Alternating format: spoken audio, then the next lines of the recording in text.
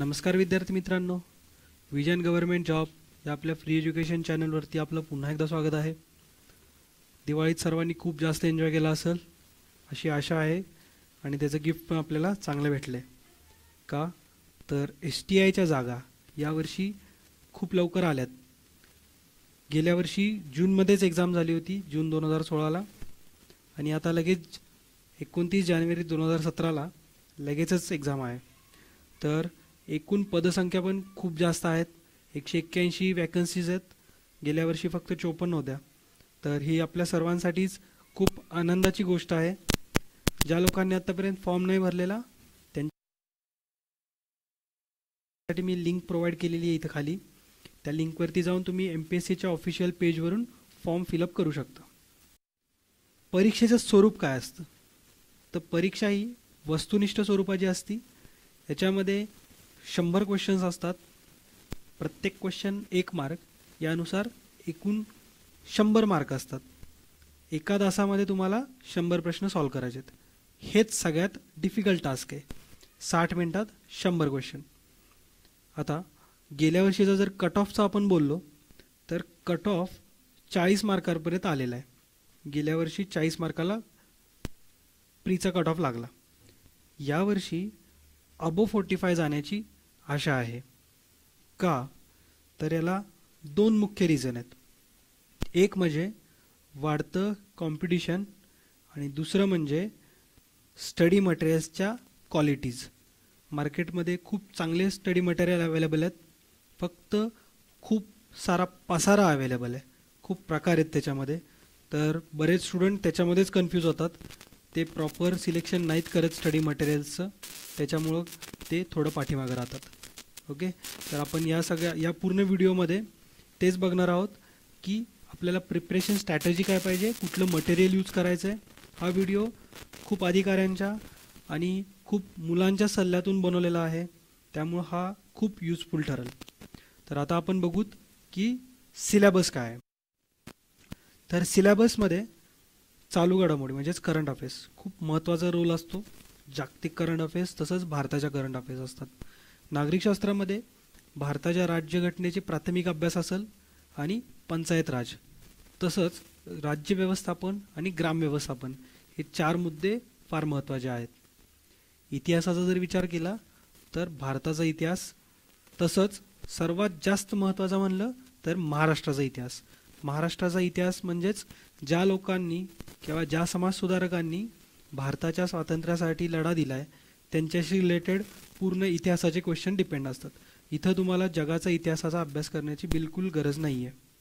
भूगोलाचा विचार केला तर भूगोलामध्ये बरेच टॉपिक आहेत. नद्या, उद्योगधंदे, तसंच पृथ्वी, अक्षवृत्त, रेखावृत्त, हवामान, जमिनीचे प्रकार, पिके, शहरे, पर्जन्यमान, या सगळ्या गोष्टी तुम्ही वाचायच्या आहेत ज्या की महाराष्ट्राच्या भूगोलाशी रिलेटेड आहेत.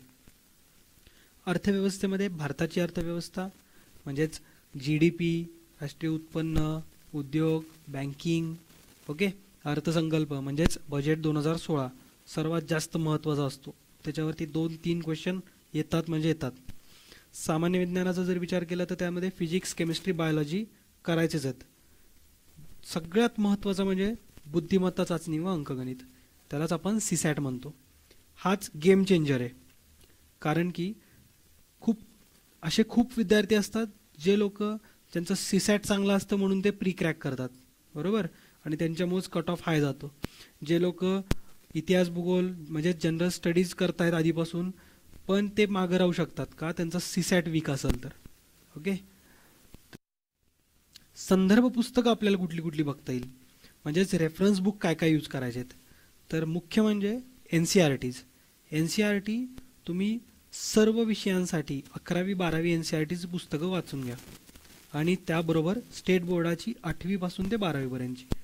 स्टेट बोर्डाची छोटी छोटी पुस्तकं असतात. तुम्हाला 20 दिवस लागतील सगळे NCERT आणि स्टेट बोर्ड कंप्लीट करायसाठी. तर पहिल्यांदा ते कंप्लीट करायचेत आणि नंतरच बाकीच्या बुक्सकडे जा. NCERT आणि स्टेट बोर्ड हेच तुमचा बेस पक्के करणार आहेत. इतिहासासाठी जर विचार केला तर 11वी इतिहास SSCचं, इंडिया स्ट्रगल फॉर इंडिपेंडन्स, खूप छान पुस्तक आहे बिपिन चंद्र सरांचं, ते तुम्ही यूज करा. इंग्लिशमधून अवेलेबल आहे ते.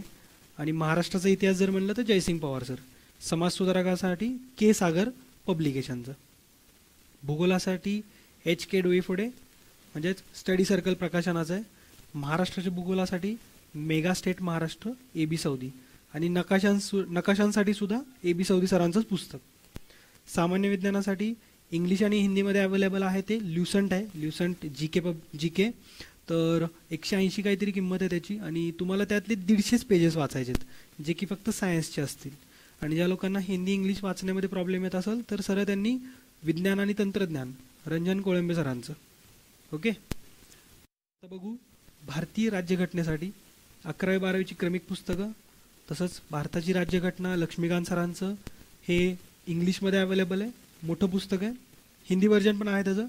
बट जर शॉर्टमध्ये वाचायचं असेल तर रंजन कोळंबे सरांचं. भारतीय अर्थव्यवस्था ते पण रंजन कोळंबे सर किंवा किरण देसले. गणित आणि बुद्धिमत्ता जे की तुम्हाला म्हणलं होतं खूप महत्त्वाचा रोल करतात हे एक्झाममध्ये. तर त्याच्यासाठी RS अगरवाल तुम्ही सॉल्व करा. ओके, पूर्ण नाही सॉल्व करायचं, त्याच्यामधलं पण थोडं सिलेक्टिव्ह आहे पोर्शन, तो आपण बघू परत काय काय त्यातलं करायचं आहे. तर ते RS अगरवाल तुम्ही सॉल्व करण्याचा प्रयत्न करा. चालू घडामोडींसाठी डेली लोकसत्ता वाचायचं आहे. चाणक्य मंडळाचं मासिक आहे आणि योजना. हे दोन मासिक आहेत. ते तुम्ही जूनपासून किंवा जुलैपासूनचे बघा तुम्हाला अवेलेबल होतील का, तिथपासून तुम्हाला वाचायचे. गाईड म्हणून जसं आपण 8वी-9वीला वापरायचो गाईड, तसा ठोकळा नावाचं एकनाथ पाटील सरांचं अतिशय महत्त्वाचं पुस्तक आहे. ते तुम्हाला वाचणं कंपल्सरीच आहे. ते नीट वाचा. जवळजवळ 30 ते 40%, जर मी 50% जरी म्हणलं तरी कमीच नाही, 50%पेक्षा जास्त क्वेश्चन्स एकनाथ पाटील सरांच्या ठोकळा पुस्तकातूनच येतात. तर एकनाथ पाटील किंवा के सागर पब्लिकेशन अशा गाईड म्हणून त्याचा वापर करा. महत्त्वाचे सजेशन्स जे तुम्हाला द्यायचे आहेत ते म्हणजे अभ्यास करताना त्याचे टप्पे करा. जर प्रॅक्टिकली विचार केला तर मी जे सगळी पुस्तकं तुम्हाला आधी वाचायला लावलीत ते शक्य नाहीत पूर्ण होणं 2 महिन्यामध्ये. तर सिलेक्टिव्ह अभ्यास करायचा आहे. स्कोरिंग सब्जेक्ट कुठले कुठले आहेत तर स्कोरिंग आहेत फक्त इंडियन पॉलिटी, म्हणजे पॉलिटी जर विचार केला तर खूप जास्त स्कोरिंग सब्जेक्ट आहे, तो कवर करा. टप्पा 1 पहिल्या टप्प्यामध्ये तुम्हाला 25 दिवस द्यायचे अभ्यासाला. आणि त्या 25 दिवसामध्ये तुम्हाला NCERT 11वी-12वी तसंच SSC 8वी ते 12वी ही जी तुमची शाळेतली पुस्तकं आहेत ती तुम्हाला सगळी कवर करायची आणि ते होतात पण 15-20 दिवसामध्ये होतात. त्यासोबत भारताची राज्यघटना रंजन कोळंबे सरांचं आणि पंचायत राज के सागर हे दोन्ही छोटी छोटी पुस्तकं आहेत, ती पण संपवण्याचा प्रयत्न करा. टप्पा 2 असा असेल की ज्यामध्ये तुम्ही गाईड म्हणून एक पुस्तक वाचाल आणि त्यानंतर RS अगरवाल सॉल्व कराल.